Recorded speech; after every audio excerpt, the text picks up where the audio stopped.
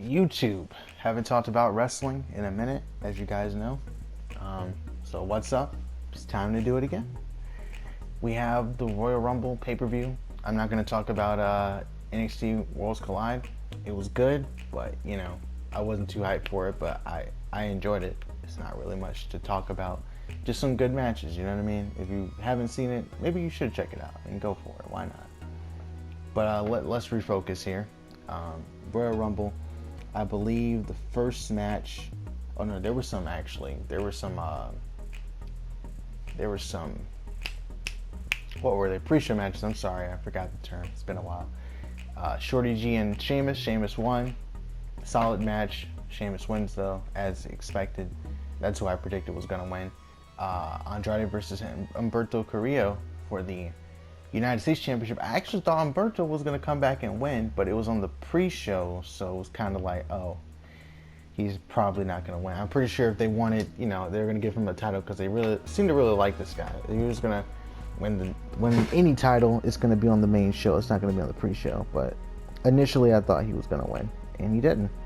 Good match though. Surprise win by Andrade.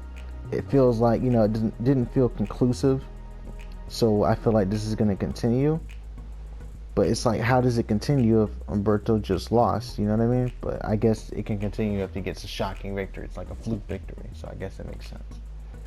Okay, now we can focus on the main card. What was the first match? Because I genuinely don't remember. Okay, there you go. It was Corbin versus Reigns, Falls Count Anywhere. This match felt like a TV match. It wasn't bad. It was fun. It just felt like a TV match, you know what I mean? I wouldn't like, how do I say it? I wouldn't have like put this on like a pay-per-view, you know what I mean? Unless they're gonna do real crazy stuff. But I guess it was kind of crazy. I mean, there was multiple table spots. We saw Roman get chokeslammed through the announce table. Saw Baron Corbin get Samoan dropped through a table, and I think he got Samoan dropped through two tables, like one and then the other, and he kicked out. Still, and then they got up on like this rampway, this little stage or whatever, and then that's when Roman won. Also, he put Baron Corbin in a porta potty, but there was no poop, so that's good. I didn't want to see that. I know it's supposed to be like, oh, humiliate him because he humiliated you for putting dog food all over you. So I guess this is supposed to be the end of this rivalry. It's probably not, but it could be. But Roman wins. I expected him to win because I was hoping this would be the end, but it might not be, knowing how things usually happen in WWE. Immediately after this, which I thought this would open the show, but it didn't, the Women's Royal Rumble match. Now, I'm not going to go through every single entrance. I'm just going to go through the moments that I remember. I actually thought Shana was going to win this one, and I was hoping Kairi Singh would win or Toni Storm, because, those are my girls, you know what I'm saying? Or Alexa Bliss. Alexa Bliss looked really good in this match. Very resilient. Might have been kind of annoying for people seeing her get like, keep surviving and getting eliminations, but she only got 3 eliminations. Bianca Belair got the most eliminations with 7. That was cool. That's pretty cool for her, you know what I mean? Big push for her heading to her NXT Championship match. Okay, looking good, looking strong. I like that. So they were the first 2 to start, her and Alexa Bliss. We had Mighty Molly Holly showing up to the ring in the gear. She didn't wear the mask. She should have wore the mask. Not saying that she's ugly. No, she's a fine glass of wine. But I'm just saying she should have had a mask on for the gimmick, but she didn't. Then we had, who else came back? Kelly, and I think Beth Phoenix, and Mercedes Martinez debuted, but she didn't do much, which was kind of disappointing, but it was cool to see her regardless. And it's really cool that they put her in the Royal Rumble to make her return. You know what I mean? That's pretty cool. Kelly used the butt cheeks and used the stink face. It stood out to me. You already know why it stood out to me. If you know my history, you already know why. No, I'm sorry. Anyways, Liv Morgan got rid of Lana. Lana was actually the first elimination. Like in the beginning, they let it pile up. I was like, this is kind of weird. Maybe someone big gonna come out. Maybe Nia's gonna come out. Maybe Ronda's gonna come out. Start chucking people out left and right. Actually, no. Lana was the first one to get eliminated by Liv Morgan. And then Liv Morgan got eliminated right after that. I wish Liv would have done more to Lana, you know what I mean? Would have just kind of bounced her head off like turnbuckles, just beat her up in the ring and then throw her out. But I guess she'll get her comeuppance another time. Her and Rusev probably gonna drag this out to Mania. I don't want it to go that far, but if it goes that far, make it a tag team Extreme Rules mixed tag match. Extreme Rules mixed tag. Do it. Just please give me that. Give me that. That was dope last time they did that with Lacey Evans, Baron Corbin, Seth, and Becky. That was sick. Do it again. Probably not going to. But let's get to the later stuff that would happen. Charlotte comes out, and when she came out, it was kind of like, Charlotte's gonna fucking win, isn't she? I didn't want her to win at all. I was okay with her being in the final two. I did not want her to win though. And Shana comes out 30, starts cleaning house, starts kicking ass, taking names. But Shana ended up getting eliminated by Charlotte. It was crazy because Beth Phoenix like cut her head open by hitting the back of her head on the post while on the top rope. I thought it was going to happen to Alexa, but she was able to make sure she didn't fall back and hit it. And then next thing you know, Beth's in the same position, but she fell back and she definitely hit that post. And it was a lot of blood for her. They did a heart attack finisher, her and Natalya, which is cool. But she betrayed Natalya, gets eliminated by Shayna, I think. And then Charlotte and Shayna have a little face-off, and Charlotte's kind of scared, but she gets rid of Shayna with the skin the cat, head scissors pull over the top rope, which I feel like if Shayna's gonna go out, I guess that makes sense. It's like a, you know, she didn't get destroyed and thrown out, but it's Shayna Baszler coming in at 30 and Charlotte's exhausted. You know what I mean? It's kind of weird. But all right, whatever. Charlotte wins. Okay, I guess. So when that happened, I was like, oh, maybe Asuka's gonna beat Becky. You know what I mean? And then maybe Becky will face like Ronda at Mania in like a non-title match, which would be cool. You know, the women getting a match like that on the card, that'd be dope. Like having 4 matches at Mania, or 5, I guess, including the Battle Royal and the Tag Championships. That would be sick. And that was actually the next match. Was it? No, it wasn't. Bayley versus Lacey Evans is the next match. This match should have been no disqualification. And it probably will be at the next pay-per-view. But it should have been no disqualification at this one because of how personal it was. It should have been just these two going at it and like no holds barred. Like Lacey's trying to destroy Bayley, trying to beat her down. Sasha Banks music hits, but she doesn't come out because she's injured. Bayley maybe smashes her face with the title, jumps off the top rope, does an elbow with, you know, that would have been dope. I think that would have been cool. My little fantasy booking, but it didn't happen. Instead, we got Lacey trying to take out Bayley, but Bayley having a better game plan, kind of using her emotions against her, and then eventually catching her with a roll-up and using the tights after dodging a top rope moonsault. The little best moonsault everything that she does, it's not the same thing, but you know what I mean. It's like the jump, spin, jump on top rope, boom, nails the moonsault. But she didn't this time. She did not this time. So Bayley wins, probably the most underwhelming match, I guess. It wasn't their fault. It was because of the positioning. It was literally right after the Rumble match. You know what I mean? It was treated like a cool down match. I think it should have opened with them facing each other, and then it should have had the Women's Royal Rumble, right? And then it should have done Roman Reigns versus Baron Corbin, because now, yeah, they'll be kind of tired, but when they go into the crowd and they're fighting or whatever, then it will get the crowd to way back up, because it's like, oh, okay, they're in the crowd, oh, they're interacting, oh, that's cool. You know what I mean? I think that could have worked out better, but it didn't. Then we move to, in my opinion, the best singles match of the night. Daniel Bryan versus Bray Wyatt. This match was cool. I like this match a lot. Daniel Bryan's first match with The Fiend was the best Fiend match. This is now the best Fiend match, I think. And multiple times, I actually thought Daniel Bryan was going to win. I didn't think he was going to win with the running knee the first time. When he got the label lock, I was like, he might win, because he's got the strap in his mouth.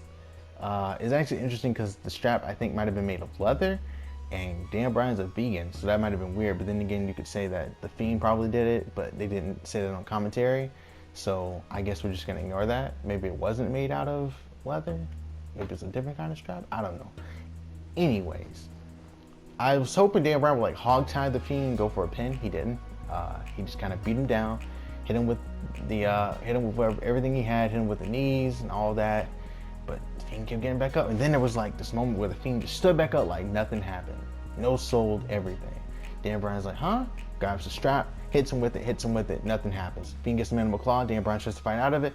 Fiend does a mandible claw choke slam, and goes into a pin, and Dan Bryan is down. And as he's like leaving the arena, he can't walk. He keeps trying to walk on his own, and he keeps falling over. You know what I mean? So, is this it for Dan Bryan and the Fiend? Who's gonna face the Fiend? I don't know. It's not gonna be the Royal Rumble winner, I'll tell you that. We'll get to that. The men's Royal Rumble winner. Before that, Becky versus Asuka. This match was really good too. I really, really wanted Asuka to win. I really wanted her to win so bad. That's all I wanted. That's all I wanted. But it didn't happen. No. It was good. It was really good because it seemed like, Asuka has Becky's number. She even knocked her out at one point, and Becky stopped the ref from stopping the match or whatever. So she had the will. She had the will of fire. You know what I mean? Freaking Naruto character. She was ready to go. Okay. She came from Konoha. She came to fight. She hit a Uranagi from the top rope. That didn't beat Asuka. So I was like, Asuka's probably gonna win. I don't think Asuka ever got the Asuka lock on her, if I remember correctly. She did get an armbar on her, which is pretty good. She caught her with the roundhouse kick, and Becky barely kicked out. Becky eventually, Asuka goes for the green mist while the ref is distracted. Becky kicks Asuka in the stomach. Mist flies into the air. Asuka gets some mist on her own face, and Becky gets the disarmer and makes Asuka tap out. I know Charlotte made her tap, and now Asuka tapping out to Becky. So maybe they're setting up Charlotte versus Becky, or maybe Charlotte versus Becky versus Ronda 2 to redeem the main event of last year, where the finish was blown. I want to see that. If they do that, that's fine. I'm okay with that. I still would much rather have Asuka versus Charlotte and Asuka wins.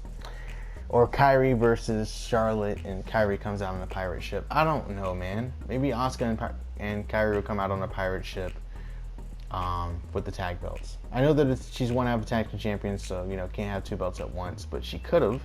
We've seen it before, so, maybe she could have, but whatever.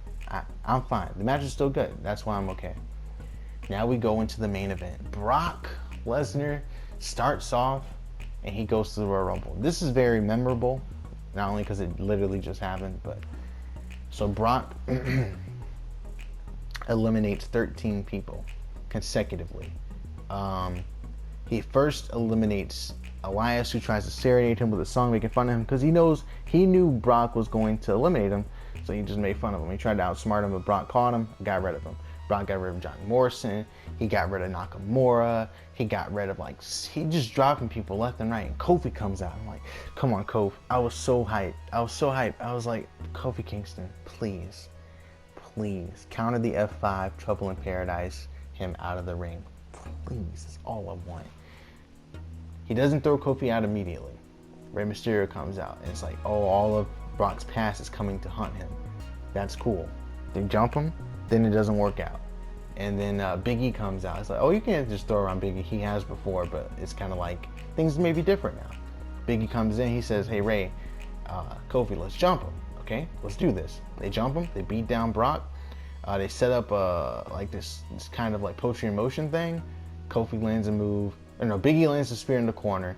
Here comes Ray. Ray gets thrown out of the ring. Brock jumped on the back of Big E, hit a clothesline on Kofi, which was sick, and then he got rid of Big E, and then he grabs Kofi, and everybody knows Kofi's about to go out of the ring, and then he eliminates Kofi. Moving on. Damn. So it's like, who's next? Who can come out next?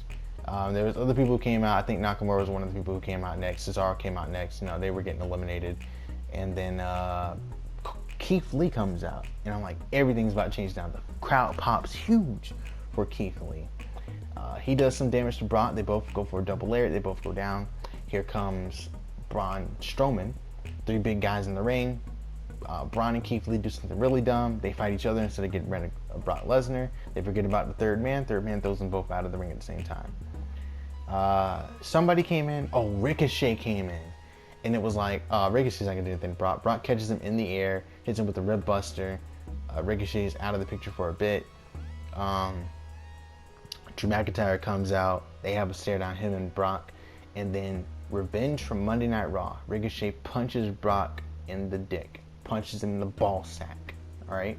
Here comes Drew, Claymore, over the top rope. Goodbye, Brock. And then he eliminates Ricochet. It was crazy. So now Drew's in.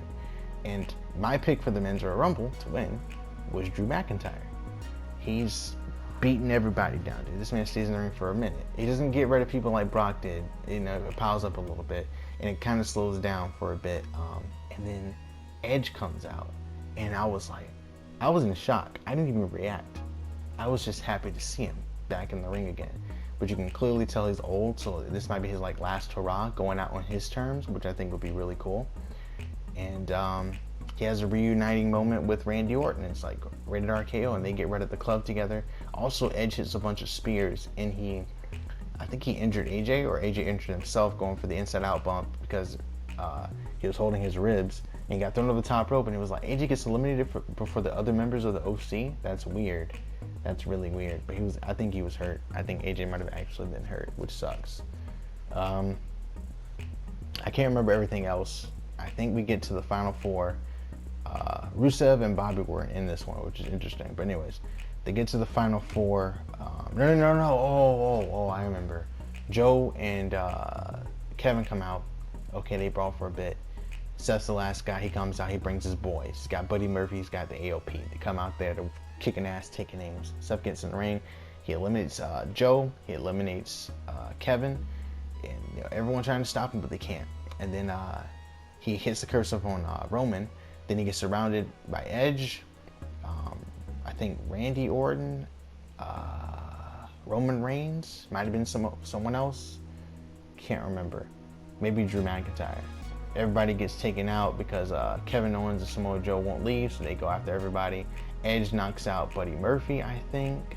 Oh no, Joe knocked out Buddy Murphy before he got eliminated. So Seth Rollins gets jumped, gets hit with Superman punch, everything. He just gets destroyed. He's gone. Now it's Drew, Edge, Randy Orton, and Roman. So Roman's a favorite to win. Drew's a favorite to win. Edge could win because it's his comeback, and Randy Orton won before, shockingly. So he could win here now. Instead of working together like they were before, Randy Orton tries to catch Edge with RKO. Edge saw him coming, so they try to go, you know what I mean? I was just messing with you. And then he tries to, and then Edge grabs him and throws him out of the ring because, you know, he should have waited to do that. So I think this is setting up Edge versus Orton at WrestleMania for Edge's last match, which should be really cool. Can't wait. Don't know how it's gonna go, but it's a safe match for Edge, so that's good. Edge gets eliminated while he's fighting with Roman on the apron. Roman eliminates him, and everyone's kind of booing because they're kind of afraid that Roman's going to win again. Nobody wants to see Roman win again. Okay, understandable. I mean, he's won before. Drew McIntyre seems like this is going to be his year. Drew McIntyre and Roman go at it for a bit. Roman goes for a spear, gets caught with the Claymore, thrown out of the ring, and McIntyre wins. Now, you could tell he was going to challenge for the WWE Championship when he eliminated Brock because he was staring him down after he eliminated. I was like, whoever eliminates Brock is facing Brock for the championship at WrestleMania. That was everybody's assumption, and Drew did it. Now, who's going to win a Royal Rumble? It has to be a Raw superstar because that's the only people in the ring. Edge isn't going to fight The Fiend. Why would Edge fight The Fiend? That wouldn't make any sense. Everybody else is on Raw. It's got to be Drew. It just makes sense. So Drew wins, faces WWE champion at WrestleMania. That's going to be great. Pretty sure Drew's going to beat Brock. That's going to be cool. Something to look forward to. I'm pretty sure Brock's going to give him his comeuppance, and it's going to build for a while.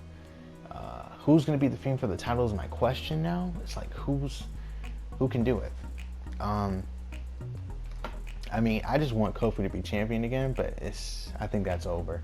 I think he's a guy who got over briefly, and they're never going to give him the spotlight again, which kind of sucks.